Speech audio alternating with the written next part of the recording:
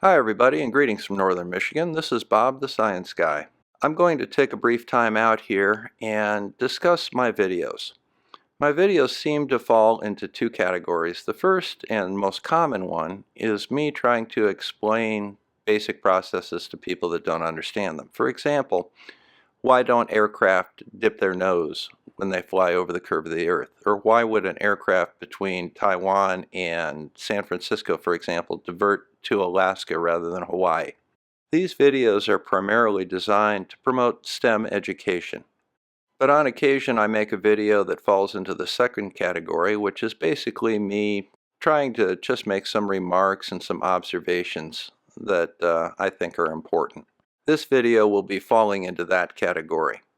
What I want to do is I want to discuss the rise of the Flat Earth movement, not from the shape of the Earth, but as a mass movement.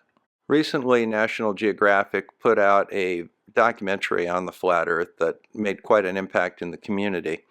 But when I watched it, this particular sequence really jumped out at me. So what's happening here today? Why are you here? This matters to me. Flat Earth shows you that you are not a mistake and you were created, and so you have meaning and you matter to the world. You know? We're not monkeys floating through space on a ball as an accident.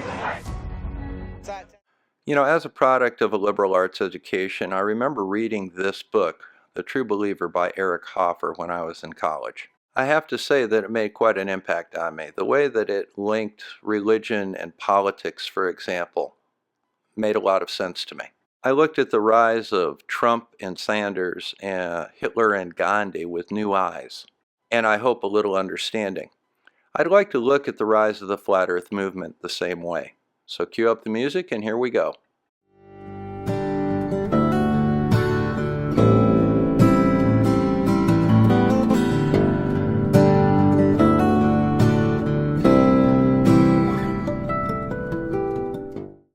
You know, one of the things that absolutely intrigues me about the Flat Earth movement is how a yoga instructor from Thailand could convince a significant number of people that our spherical Earth was indeed flat. Despite 2,500 years of scientific advancement confirming the spherical Earth, yes, this is Eric Dubay. He was able to take a 160-year-old book from the early 1800s and using the internet able to create a following throughout the world and establish all of the basic tenets of the modern Flat Earth movement that are repeated by every practitioner of Flat Earth on YouTube, it seems. Let's have a look at Hoffer and see if we can gain some insight into how he did it. Well, in broad strokes, these are the four basic principles of mass movements according to Eric Hoffer. Let's go over them one at a time. Hoffer's theory states that the seeds to mass movements are omnipresent in our society.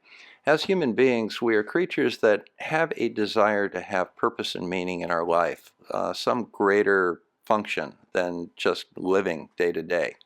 You can hear the young lady in the opening clip express this desire to have meaning in her life and feel important. Mass movements tend to attract people that are looking for this sense of purpose. Specifically, people that want to feel special and awake because they know some secret that somebody else doesn't know. It gives them a sense of importance that they may not have otherwise in their lives.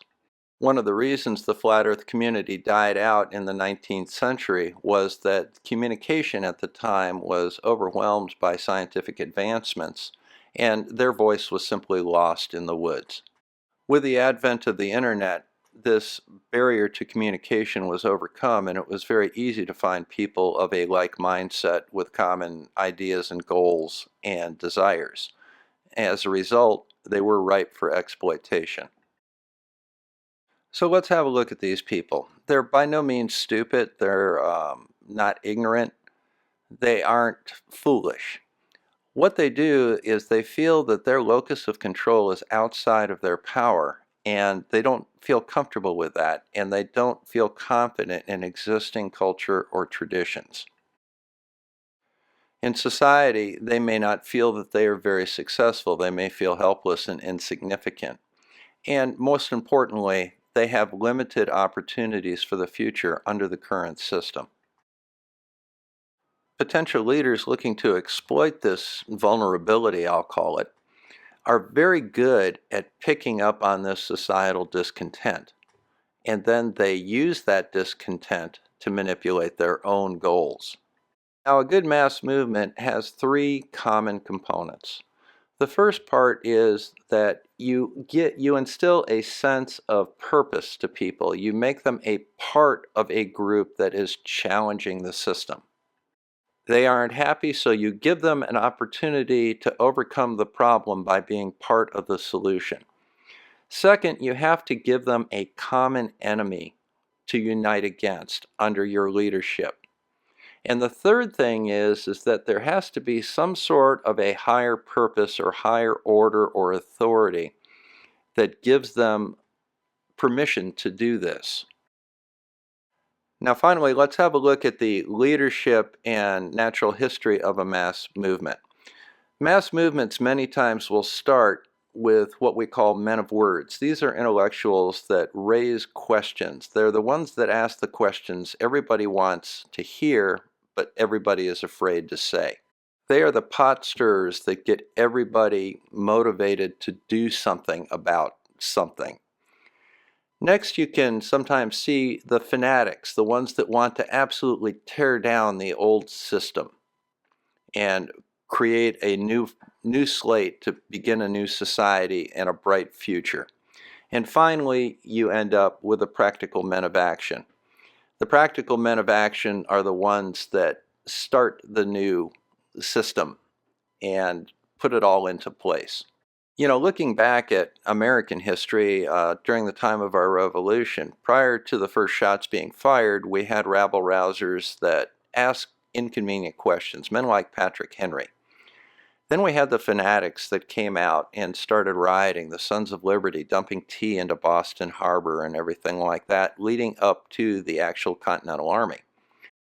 Then we had the practical men of action that ended up actually writing the Constitution of the United States a couple of years after the Revolution that set up how our society would be running now that we were on our own. They are dissatisfied and they have a cause that they want to promote. And what they're very good at is infecting others with that cause as well, playing into this underlying discontent that they've noticed. In a way, they feel that the common person needs a voice and they're just volunteering themselves. You know, going back to American history, when the Continental Congress was trying to decide on who was going to command the Continental Army, George Washington happened to show up in a military uniform. He was the only one that did, and seemed quite surprised when they said, well, maybe it ought to be you. I always kind of like that because showing up in a military uniform was a great way of saying you wanted the job without actually having to say you want the job.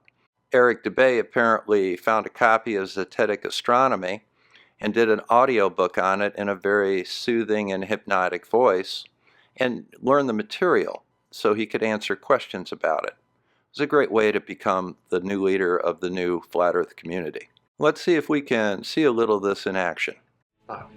If you think of it a little deeper than that, and you think of it as being the most fundamental lie, is where we are, what we're doing here, the earth beneath our feet, the lights in the sky above us, what they actually are.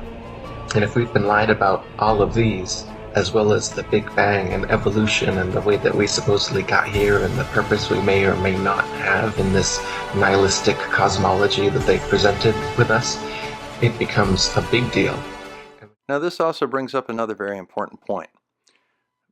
Mass movements tend to glorify the past, so we knew once that the earth was flat.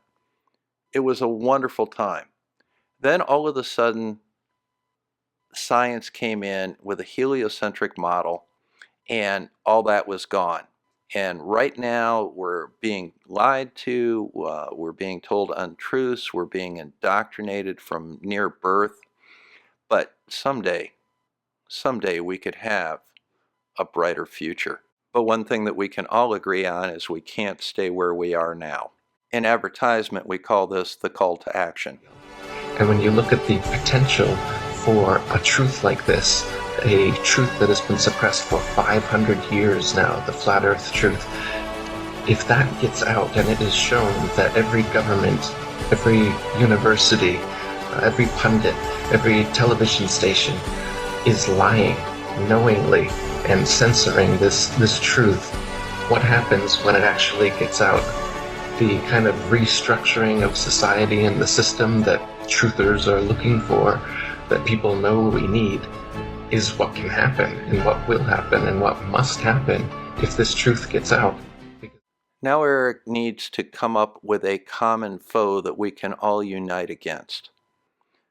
Be this foe science or education or universities or governments or NASA. We have to have somebody that is responsible for suppressing this truth of the flat earth. Now, another thing that I'd like to add here is that the necessity of this common foe being a foreigner does not necessarily mean they have to be from another country. They can simply be different than we are. Not all of us are university professor physicists. Not all of us are Albert Einstein or Copernicus. Many people would have trouble finding commonality with educated PhD level scientists, and that way they become, in a sense, foreigners to us. Now, another thing that Dubay uses to solidify this opposition to the establishment is this concept that he discusses that you cannot rely on the findings of others. If you haven't seen it with your own eyes, it can't be true. This goes along with many of his sayings. For example, the horizon is level to your eye. So therefore, anybody that says, well, actually there's a curve out there, you can simply counter by saying, well, it looks level to me. Gravity is just a theory. Now, a lot of people can wrap their head around the fact that gravity is indeed a scientific theory, but many do not understand the meaning of the term scientific theory. And the reason that Dubay is promoting this is that if gravity was a real thing, the Earth would, by definition almost, collapse into a sphere due to the influence of gravity. Likewise, the existence of outer space needs to be denied, because if outer space existed, we could have satellites up there, as science, the foreigners, are telling us we do. If we have satellites up there, those satellites would have cameras on them. If those cameras took pictures of the Earth, it would reveal it to be a spherical Earth. So not only do we have to deny the existence of space, we need to claim all photographs from space are CGI, because if we admit even one photograph of a spherical Earth, the entire movement collapses. Now, in the latter example, the best defense against that is just asking the person that presents the photograph, were you physically there to take that picture with your own hand? And if the answer is no, the evidence can be disregarded. Because this is huge. It is the truth. I guarantee anyone who's never heard of this before, look into the flat Earth. The Earth is flat, just like it appears on the horizon. The Earth is motionless, just as you feel motionless. Everything in the sky revolves around us, just as it appears if you look up and use your own eyes, your own senses. Everything that your senses tell you is what's happening. But you've been fed a false system. You've been shown CGI images with a ball Earth with a horizon that curves. You've been shown more CGI images with a ball Earth that spins. You've been shown planets that spin like billiard balls around each other in many different directions at many different speeds simultaneously. You've been shown all these things in CGI format. You've had Freemasons lie to you and tell you they've seen it for themselves, but you've never seen it for yourself. You've just been lied to and shown pictures, and you believe those. It's not. In middle school, one of the first introductions we have to science is our teachers telling us that in science you cannot necessarily trust just your senses. That's why we have scales. That's why we have measurement devices. That's why we have microscopes. But if science confirms that the Earth is spherical, which violates the basic tenets of this flat earth movement that Dubay is trying to put together, we have to be told to disregard science and rely only on our senses, requiring us to forget the fact that we were fooled by a street magician, requiring us to forget the fact that pilots require instruments to fly in clouds because they cannot tell reliably which way is up or where the horizon is. Applying this to something as basic as navigation across the oceans, that would simply be impossible, because unless we could see our destination prior to starting, we couldn't find it. After all, what direction would we sail? We can't sense what direction is needed if we can't see it in the first place. It's not science. Science, in fact, shows that the Earth is flat and motionless, and there are hundreds upon hundreds of proofs and experiments that have been repeated throughout history for hundreds of years, but you haven't been taught them in school because they don't want you to be taught that in school. They show you a spinning globe on your first day and tell you that gravity keeps water and buildings and people stuck to the bottom of that thing, and they repeat it until you believe it, your parents believe it, your grandparents believe it. 500 years ago, people were believing it.